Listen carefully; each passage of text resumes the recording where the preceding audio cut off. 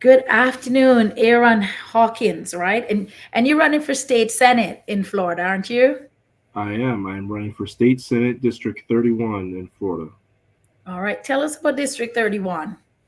So, District 31 is southwest Port St. Lucie. So, if you're south across town, west of US 1 in Port St. Lucie, you're most likely in my district. Mhm. All of Martin County, and then a big piece of North Palm Beach. So, Jupiter, Juneau, half of Palm Beach Gardens, Royal Palm, Westlake, Loxahatchee, Pahokee, all of that is in my district. That's a huge, diverse district, isn't it? It is. It is quite a big district. The state senate districts tend to be larger. Wow. Okay. And tell us a little bit about you and why you've decided to run for this area, this scene. So I'm born and raised here in Stuart. Stuart is at the very center of the district. My family's been in Stuart for over 100 years. Been on the Treasure Coast for even longer. I went away to school, came back in 2020 because of COVID, and I just saw some needs in my community and I got involved. I was working on local solutions to affordable housing here in Martin County. That kind of snowballed into me working on other issues. And then, next thing you know, sorry, excuse me, next thing you know, I'm working for the Democratic Party. Next thing you know, I'm the vice president of the Martin County Democrats. And it was really just because I was working on all of these different issues, and it just so happens that the Democratic Party here, people a part of and in the Democratic Party here, were also working on those issues. Uh, so, out of all of that, it kind of just snowballed into me looking for people to run for office. I Mhm. was trying to source candidates. I was able to find some people for the national level. I was able to find some people to run at the local level, but I was not able to find anyone that was interested for a state house or state senate here. Mhm. So I decided to run in this race. All right. And tell me, what are the issues that brought you to the Democratic Party and that you're pushing as well? Because you mentioned that the issues that you were passionate about, you found that the Democratic Party was passionate about in that area. What are some of those issues? I guess I'd have to say the primary one is affordability. So, Yeah. affordable housing, the insurance crisis we're under right now, those were some of my most pressing issues. I moved back home, got a job, tried to move out of my parents' house, ended up in a really bad rental situation with a landlord that was honestly taking advantage of us and continued to pressure up the rents. Mm, Uh, so that kind of forced me out of that rental. And then, you're looking around and there's just not a whole lot of places that are actually affordable on, most incomes. I mean, unless you know. mm-hmm. So affordable housing became a big thing for me. And then trying to tackle the insurance issue became a big thing. And the environment is also a central part of my platform. Mm-hmm. Also, I'd like to say I have 3 years of experience in real estate as Okay. a appraiser and data manager. So that is kind of why affordability became kind of a centerpiece of my campaign. Is that it's a bit of a specialty for me. Uh, Mm-hmm. but yes, the environment is also a big part of my campaign.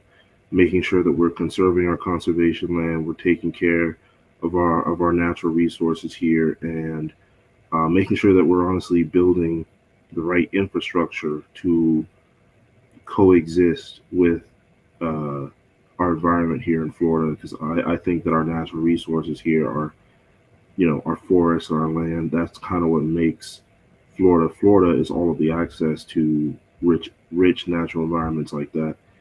And then also, in talking about our environment, public health is very important to me. Banning forever chemicals is a uh, huge part of my platform. It's up at Okay. the top of some of my top priorities.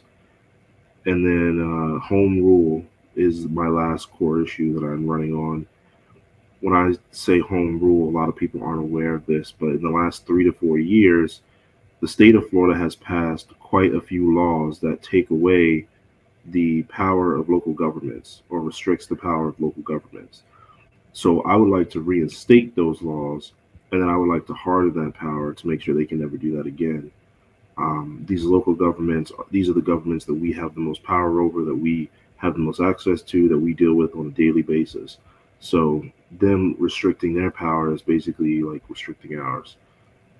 And a lot of folks don't realize that's really where our day-to-day living is being affected more than as we've been pointing out, more than the presidential, really. But people don't understand how important it is,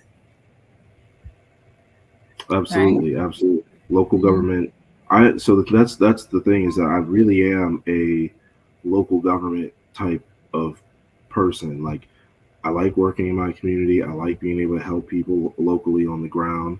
I do a lot of work here across the aisle just because, I mean, even Republicans, like, we all see it here that, Mhm. hey, our issues are kind of the same. How can we, Mhm. we're all affected by this. How can we solve it? So, local government is really uh, what I like, but I had to come to a realization that, state politics is local politics, because they have Yes. so much power and control, and they can really do a lot of damage up there in Tallahassee if we're not paying attention. So that was another reason that kind of pushed me to get into this race.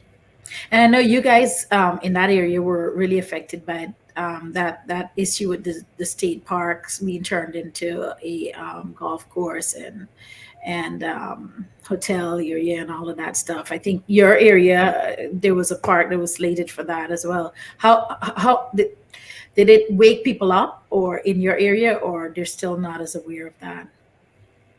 I think it definitely gave a lot of people kind of a kick in the butt, I guess you could say, uh, Mm-hmm. for them to realize that this state government does not have our best interests in mind. They are Mm-hmm. completely captured by special interest groups. And the people in the legislature, I mean, they're kind of just there to check off a box for them. Um, DeSantis and his cronies and his people in the executive branch and all of the appointed positions that he's been able to take advantage of, they're going to do what they want to do. And they feel that they can do that because they don't have people in the legislature that are effectively challenging them, because they have this Republican supermajority, and they feel they don't have to speak to anyone. They don't have to. They basically treated our public comment as if it was a formality, and gave Mm-hmm. us a single hour on a Tuesday when most people are at work to give our public comment. And that's just unacceptable and just an outright insult to the people of Florida. Now, with the state parks, I've been so ever since all that information came out, I've been really active in the movement, trying to make sure that people's voices are heard, spreading information, sending people updates, and also just showing up to the rallies and showing up to the park and making Mm-hmm. sure that the state sees that people here are not going to deal with that. People here Yeah.